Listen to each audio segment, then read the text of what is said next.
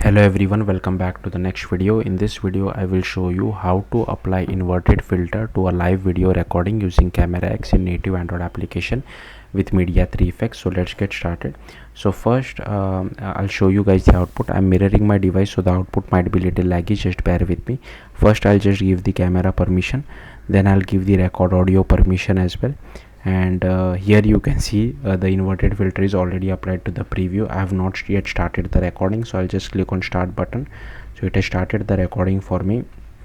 So yeah, I'll just keep it, I'll just move it a little bit, and I'll just click on stop. So it has also captured the video, save it to our files app, and inside the toast message you can see that it has given the URI of the saved video. So I can just go to my videos app and I can just play the video that has been captured. So here you can see this is the video.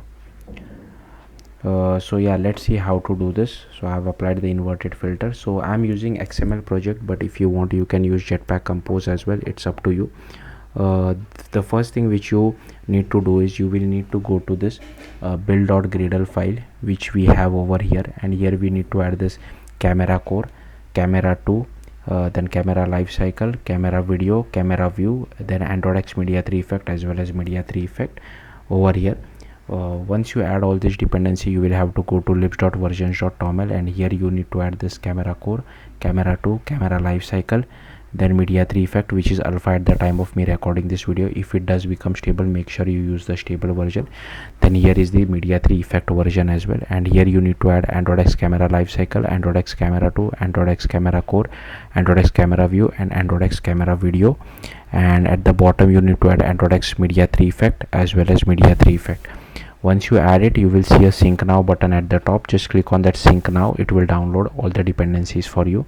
Then you need to go to manifest, android manifest.xml, and here you need to use this usage feature of camera, then camera permission, record audio permission, as well as write external storage permission. Then the next thing is you just need to go to res layout activity underscore main, and here firstly we are creating this preview view where we are passing the ID as viewfinder, width and height as 0 dp, and we are constraining it to all sides of the screen. Then here we have the button where the width and height is wrap content, and we constrain it to the bottom of the screen, and here we are also setting the ID to it. Then we just go to Kotlin plus Java and we go to the main activity code. Firstly, these are all the imports which we have. So I'll simply scroll through this. Feel free to pause the video and just copy this import. There are some unnecessary imports as well which we can remove.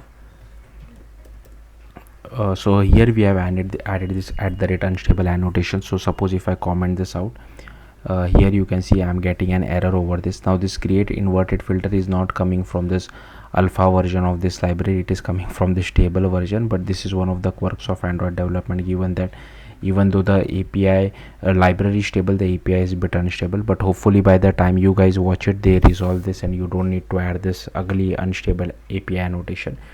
Next is here we have this video capture, then we have the recording, here we have the executor service, then we get hold of our preview view, and then we get hold of our button as well. Then we use register for activity result to request multiple permission. Then here I assign this var permission granted as true. Then we just loop over all this and we make this value as false, and if permission is not granted, we just display a toast message to this as well. Then else permission is granted, then we can just call start camera. Then inside on create, we just initialize our viewfinder, we initialize our button as well. Then if all permissions are granted, we call start camera, else we call request permission. Then on click of our button, we just call capture video. Then if the video capture is not equal to null, we return is equal to null, then return. Else we just set button dot is enabled equal to false.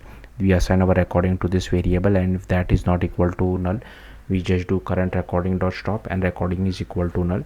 Then we use this simple date format. We format the date, we use content values dot apply to set the display name mime type, and if it is greater than Android P, we also set the relative path. Then we use this media store output options dot builder.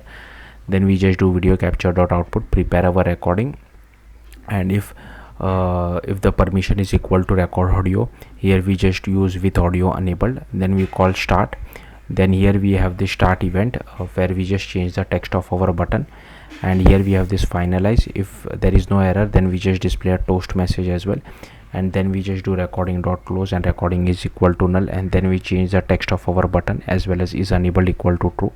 Then here we have start camera, where we first get hold of our camera provider feature, we add a listener to it, then we get the process camera provider, then we construct our preview view, and then we do this recorder dot builder set quality selector as well, and then we do video capture dot with output recorder. Then we get hold of our back camera, we do use case group dot builder, add our preview use case as well as video capture. Then here we do media 3 effect, then here we pass do RGB filter dot create inverted filter.